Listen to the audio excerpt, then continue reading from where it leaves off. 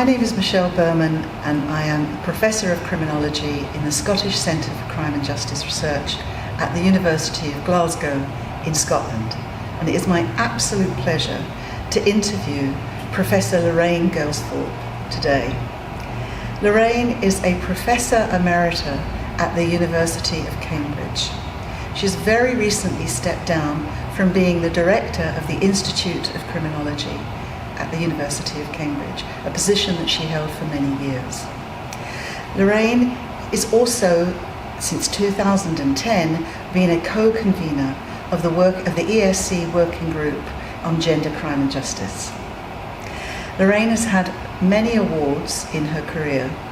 Most notably, she was awarded the European Society of Criminology Lifetime Achievement Award and the British Society of Criminology Outstanding Contribution to Criminology. But despite being a Professor Emerita, Loraine is still very, very active in research and teaching, both at the University of Cambridge and in other institutions around the world. Loraine, you've had a very long and very productive career in criminology, and as a starting off point for this conversation, I would like to ask you how you first got interested in criminology. It's a very good question. I certainly wasn't born as a criminologist, but indeed I was going to marry a farmer, having grown up in a farming community. But I was a child of the vicarage, which meant that a family, a parental figure, was a priest in the church, and that meant that our home was open to all comers. Sometimes people who were homeless, sometimes people who were down on their luck. One never quite knew who was going to be turning up for supper. So I think I had a very early awareness of social inequality in a way. I certainly learned very quickly not to make judgments and so on. And I had some later experiences that I think propelled me towards criminology. I don't think I knew what the term criminology meant. I'm not sure I'd heard of it. But from the age of 16, I worked as a nursing auxiliary in a psychiatric hospital some 20 miles from my village community. But during the school holidays, and actually for quite a longer period when I left school, I worked as a nursing auxiliary, and I was placed in a psychogeriatric ward. And I think that was my first sociological awakening in a way, because I could see that the institutionalization, both of residents and indeed of the staff, was brutalizing.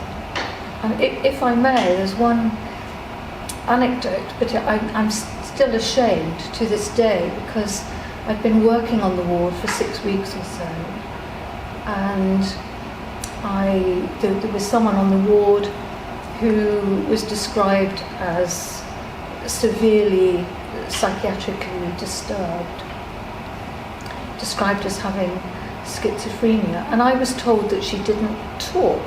Right. But one day I handed her a cup of tea and said, it doesn't matter what her name was, but I said, "Oh, Hilda, I'm so sorry, I haven't put sugar in this.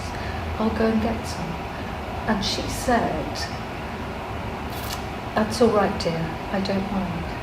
And it was a shock, but it made me realise, never take for granted what other people say about people. Learn for oneself. But the key thing was that most of the women on the psychogeriatric ward had been placed there because they'd had illegitimate children. Right. So it taught me something about the slippery boundary between, or translucent boundary really, between criminal justice and social justice. These women had been institutionalized simply for their whole lives, simply because they'd had illegitimate children. And that's, I don't know, that very human experience remains with me. It really was a sociological awakening. Right. And can you tell us a little bit about your career path into criminology? Yes, I went to Sussex University. I had a gap year and did some archaeological work, but also worked in the psychiatric hospital. But I went to Sussex University in the UK to study history, social administration and philosophy, as it happens. Sussex University was absolutely wonderful because the first 2 terms of the degree course didn't count towards one's degree. So it was a kind of generalist education, and the idea was that you could use those 2 terms to learn how to think. So everybody on the art side had to do science, and everybody on the science side had to do an arts subject. So I did geology as my science, but I also did social anthropology, children's literature, Baroque music, and then there was a common critical reading course where we read Freud, Marx, Popper, big names, and that was really to do with teaching us all to think critically, read critically. So it was only in the 3rd term of the first year when we actually started to study for our degree. But I think what I gained from that was, it was another awakening. I think what I gained from that was something about interdisciplinarity,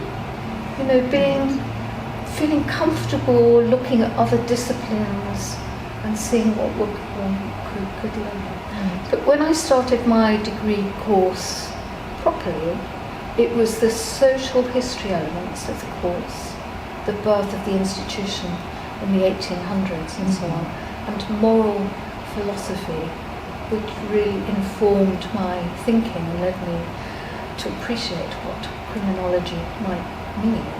I also had the good fortune to have as my tutor a penal historian, Sean McConville, and actually during the summer vacations from the 2nd year onwards, I worked as a research assistant on the penal history. That's interesting. Project. Because you had exposure to criminology from a really early part of your undergraduate I did. Training. Right. And then beyond that, at postgraduate level, did you move straight into a PhD, or did you do other things? Yes, no, I did other things first. Again, really important experiences which informed my route towards criminology, because I trained as a social worker immediately after my first degree and worked for 3 years in social work, mainly working as as a liaison officer between the social work intake team and what in those days was called an observation and assessment centre.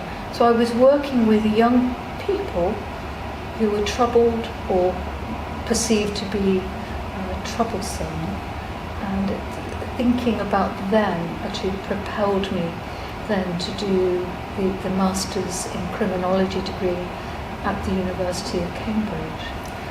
And perhaps I can say something Please do. more about that course, but I also want to say that immediately after the MPhil, I thought I would go into probation. And because of the social work absolutely, and had a job lined up in Bristol with the New Careers movement, a radical part of probation practice. But it was then I was persuaded to do a PhD. But during the MPhil, which was a wonderful experience, 25 students, it was quite a small group from all over the world, not only American students, Canadian students, but I remember the chief crown prosecutor from Trinidad was part of our group and so on. So there was a good deal of learning from one another about different conceptions of criminal justice. I was taught by Nigel Walker, a very exacting lecturer, but his aim was to stretch us intellectually, and he certainly did that. But I also did a course, an optional course, Women and Crime, As part of the MPhil? As part of the MPhil. And that was a new awakening because my orientation had been to do with childhood delinquency and so on, juvenile justice, youth justice.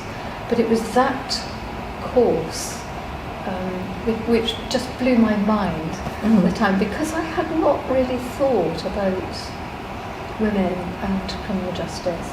It was the first time that the course had been run by Alison Morris, or indeed anyone else. So it was a radical step for the Institute of Criminology. But it was fantastic, just thinking about the links between criminal justice and social justice. And actually reminded me of some of the correspondences between the criminal justice system, but also the policing of everyday life, back to the experiences in my mind of working on the psychogeriatric ward, where people had been imprisoned, albeit in a psychiatric hospital, for their moral status, not for anything that they had done criminally. And after your PhD, where did you go next? Well, the PhD, yes, the PhD was on sexism and the female offender, so I carried forwards my interest from the Women and Crime course. And I tried to, I suppose I was part of that early phase of critiquing criminology, looking at the absences, the neglect of women in the system, and I thought that my PhD would be a straightforward illumination of sexism in the system. It turned out to be far more complicated, which is how I came to see myself as a revisionist of feminist criminology. Can you tell us a little bit more about that? Yes.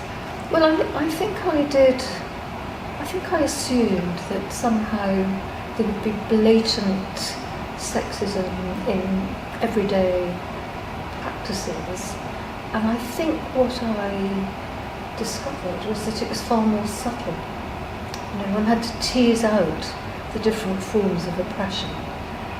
People were not making sexist comments day in, day out. It was far more subtle in the way in which young women and adult women were treated. So I looked at the treatment of women in 5 different institutions, including Cumberlow Lodge, which was a large observation and assessment centre for girls and young women in London, particularly those seen to be in moral danger, again, but also young women who'd committed offences.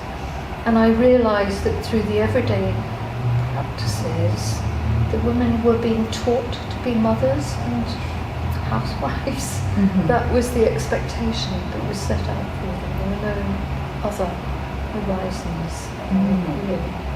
So when I say revisionist, it was to partly reject the idea that sexism is always blatant. I think it is more subtle. But also to reject the idea, or at least resist the idea, that somehow we just need a separate system for girls and women, as if the system is okay, and the justice system is okay for men, which it is not at all. And is that a position that you still hold? It is, yes, because I think feminist work contributes to the humanising of the criminal justice system. At least I hope that it contributes to the development of a humanistic perspective for everyone. Of course, that doesn't mean ignoring oppressions against women, or indeed it's not just women. Of course, there are multiple oppressions that we need to think about in terms of intersectionality. But an exclusive focus on women, I think, leads to all sorts of other discriminations if we assume that that is the one and only problem. Now, I know that you have undergone psychotherapy training, I wonder if you can tell us a little bit about that, and in particular how that training has influenced or informed your approach to criminology. I did that training. I had a series of postdocs after the PhD at Lancaster University, but it was doing research with the Metropolitan Police and Hounslow Borough, looking at the need for diverting young people from the system. A second postdoc took me into men's prisons in the Midlands. This was with the University of North Wales in Bangor, but actually the research was in the Midlands, 5 different prisons, looking at how the men in prison would compare and contrast their experiences of different prison regimes.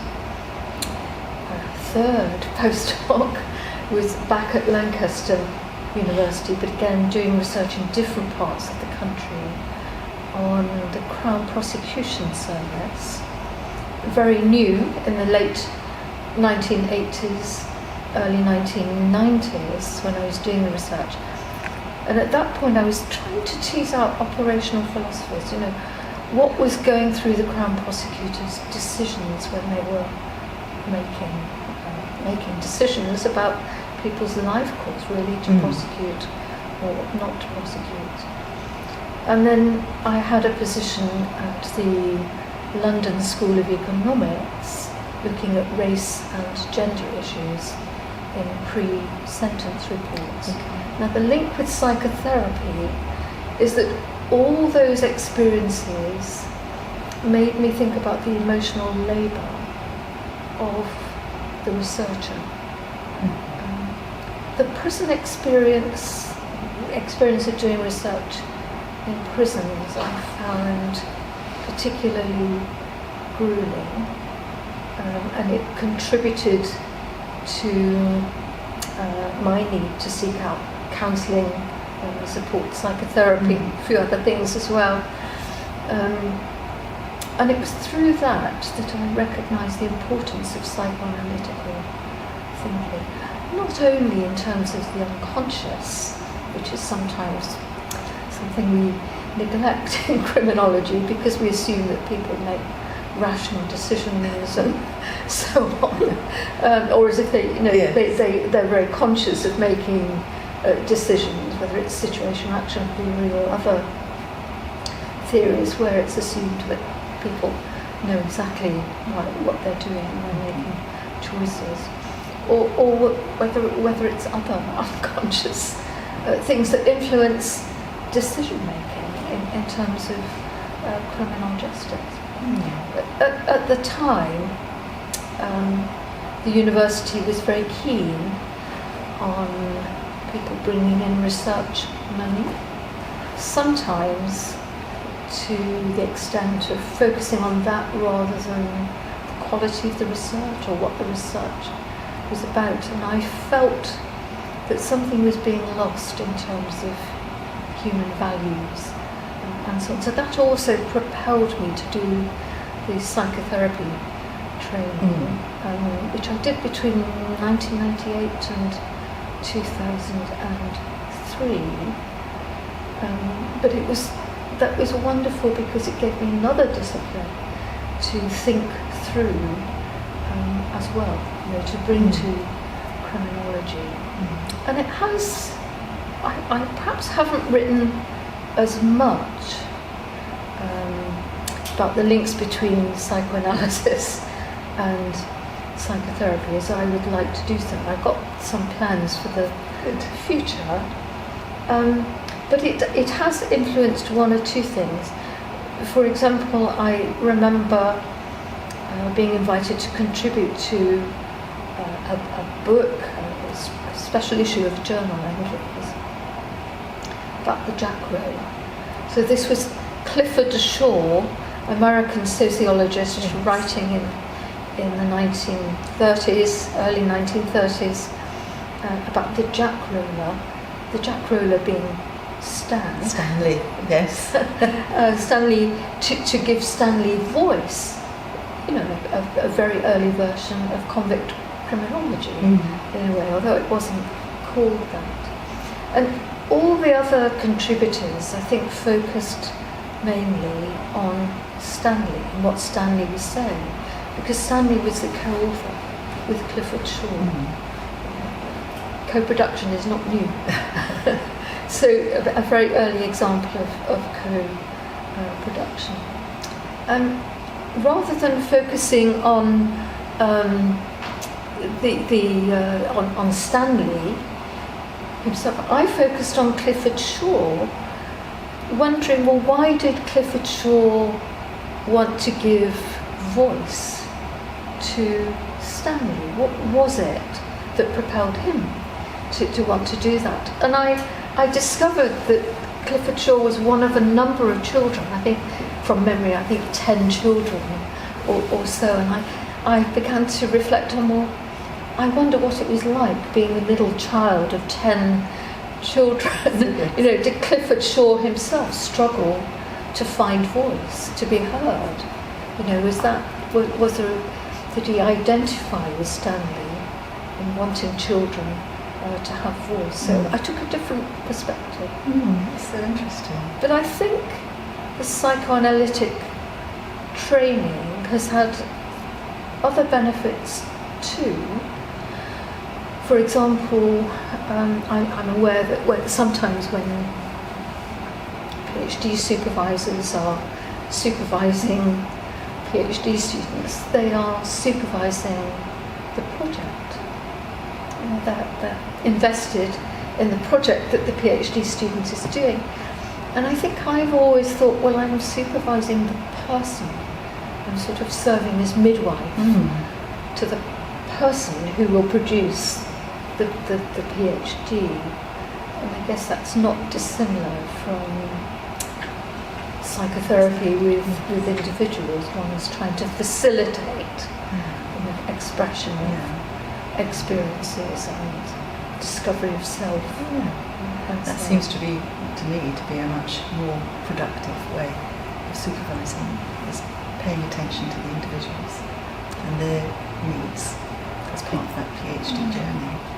It's made me very keen on mentoring early career researchers, PhD students included, of course. And I think throughout my career I have tried to bring students together to share experiences. This is where the emotional labour comes in, because I tried to encourage students to recognise that there was emotional labour involved in doing research and not to brush it aside. It's really important that people include reflections on the research experience when they're writing their PhDs, not to tidy it up and have a very neat methodology. I couldn't agree more. I was very struck when you were talking about your career trajectory, about the number of short-term contracts that you'd had and the sense of a kind of precarious career at that point, which is still very common today. Can you tell us about your thoughts about that at that time? Did you ever feel that you wanted to give up on criminology because of the lack of jobs at that time? I certainly found it difficult at times. As one contract was coming to an end, thinking, well, not only what am I going to do, but where can I be? Because although I had managed to live in Cambridge for all the different jobs, I had done a lot of travelling. I was away from home a lot, home in Cambridge, and that was very difficult. So I think it's made me very sympathetic to early career researchers, wanting to support them. I don't want to say it's a rite of passage to go through this state of precariousness, but sometimes the short-term contracts are unavoidable, and they certainly give people wide experience, so there can be benefits too. But I'm very sympathetic, I'm so glad that the European Society of Criminology, for example, is trying to support early career researchers. You've had a long career and you've pursued a number of different criminological topics and issues and criminal justice topics throughout that. I wonder if I can ask you to put aside your modesty and tell us what you think would be your main career highlights, your main achievements over that time. I think my 40 plus PhD students, whom I've seen through to completion, one or two who fell by the wayside through illness and so on, but I feel very proud of them. I think they've produced magnificent work. Yeah. I think one other thing, perhaps I can say something more about feminism, but I think one other thing is my continued engagement with practitioners, because I don't like the idea of ivory tower criminology, preaching to the converted, so to speak. I think there needs to be more rather than less engagement with politicians, with policymakers, with judges, with magistrates, and so on. Do you consider yourself a public criminologist? I think I do, and in fact last year taught or delivered a criminology course to members of the public in a local town, just anyone and everyone who was interested in criminology and criminal justice, and it was fantastic. These were members of the public who largely had got their knowledge about criminology and criminal justice from newspapers, and I felt very good at the end of it when half a dozen of the 30 or so people doing the course came up to me at the end of the course and said, I shall think very differently now about prisons and seeing prisons as the solution. I thought, wonderful moment. Sometimes much more impactful than more published papers. Yeah. But I think some colleagues find it very difficult to engage with government committees and so on. And on the contrary, I've tried to engage with them and sit on a few advisory committees in the Ministry of Justice, the Crown Prosecution Service Advisory Committee on Disproportionality, or the Advisory Committee on Statistics on Women and Criminal Justice, or His Majesty's Inspectorate of Probation, and so on. But these are all opportunities to draw people's attention to research findings and so on. What advice would you have for any early career researcher that's seeking to make that level of engagement with either at policy or practice levels? I would encourage people to get involved with local groups or national groups. In my case, as a PhD student, I got very involved in the Howard League for Penal Reform, and then later got involved in the British Society of Criminology, which at that time in the mid-1980s perhaps had more involvement from practitioners than is now the case. And there were also some Ministry of Justice people involved too. So it was a kind of meeting of mind, or at least sharing of knowledge. So I would encourage that. Of course, I think as early career researchers, people are hesitant because they don't want to nail their colours to the mast, and perhaps don't want to be seen as activists. And I understand that, but one can be a quiet activist in such organisations and feed in information. I think that's what I did. I was often very effective. Yeah. So the question that I want to ask you is really, how would you characterise the development of contemporary criminology in the UK? In the UK, yes. Well, it's grown enormously. It's grown from a few hundred members of the British Society of Criminology to, I think, 1,500, 2,000 members. Conference attendance has gone down, partly because of the European Society, so that's a good thing to have these different contacts. I think it's grown in different ways. There are various networks, hate crime network, statistics network, women crime and criminal justice network, convict criminology, narrative criminology, policing network, so on. I think that suggests a very healthy criminology. I think my worry is partly about fragmentation, which is why conferences which bring people together can be very important. Just the idea of remaining open to different areas of criminology. It's why the European Society of Criminology conference is important too. But the key thing about British criminology, I think that it's not only increased in terms of the scope of the topics considered. I should have mentioned semiology as well, looking at very critically at the concept of crime and expanding it to include different kinds of harm. I think we've seen an enormous mushrooming of teaching.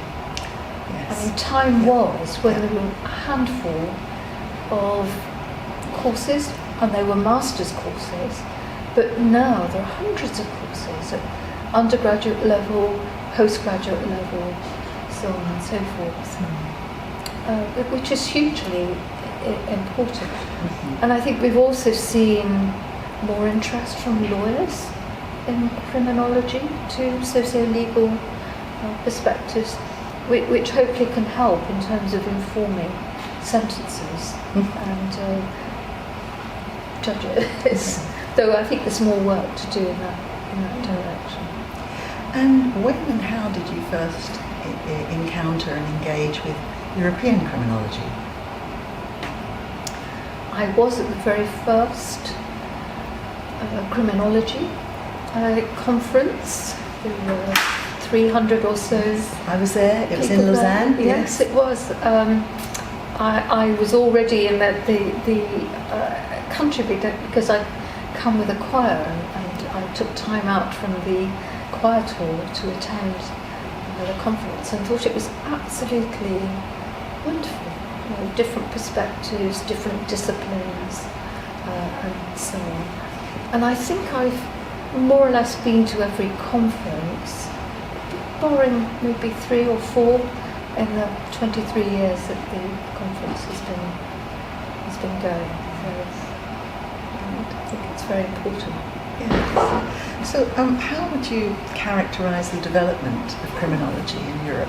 Do you think it's had a similar trajectory to that in the UK, or is there fundamental differences in your views? I think there are some differences. This is perhaps where we need to think about the context, the political context, which shapes disciplines. And I think if we look at European countries, criminology is perhaps more hidden in teaching, and it's nestled in law, forensic psychiatry, forensic psychology, and not so much sociology. So I don't really know how much critical criminology there is in Europe. Of course there is in the conference. There are individuals and individual groups, but institutionally, University of Bielefeld, of course, is known for its radical perspectives. I think that's something I would like to learn more about in the European Society of Criminology. And again, I worry about fragmentation, or at least I worry about silos thinking. When people come to a conference and only go to a particular series of panels, for example, I'm guilty of it. I think myself, and personally, I think it's good to go to something that we don't know about, as well as the things that we do know about and that we specialise in. So it's very important to remain open to critical ideas. And to keep interdisciplinarity in mind. I can't interview you without asking you, given your specialism in gender, crime and justice, about how you think the role of gender may have informed the development of criminology. I think there have been big changes, certainly in British criminology. We've gone from doing gender, adding gender, or at least adding women, I should say, to the curriculum, or adding a chapter on women into books about crime and so on. There's still a worrying tendency to produce general theories of crime, which are based on empirical work, which is only to do with men. There is something of that around still. But I think there's been a shift from doing gender and illuminating sexism and gender-based oppression to doing difference and looking much more at the context in which there are different kinds of gender oppressions. I think that some of the early feminist work informed new work on masculinities, recognising masculinities as a social construct. I think that's an important development. Of course, there were some sociologists thinking about masculinities at the same time, but I think the feminist work, and perhaps the mistakes that early feminism made with its exclusive focus on gender, that has perhaps contributed positively.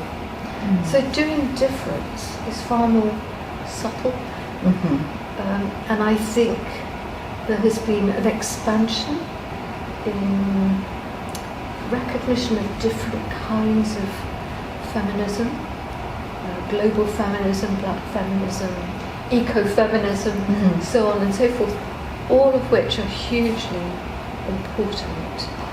And the other area where I think there's been a huge expansion in the world is to do with gender and violence, recognising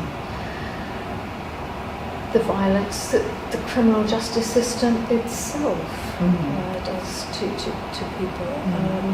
Greater recognition, of course, of intimate partner violence, of the lack of appropriate responses within the criminal justice system to people subject to violence. But I think there's also recognition that it's violence against women, but not exclusively women.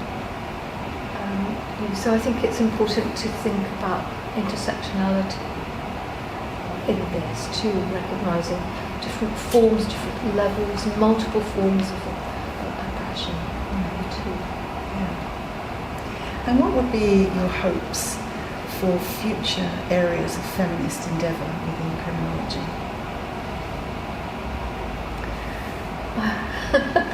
Where does one start with that? I think engagement with policymakers.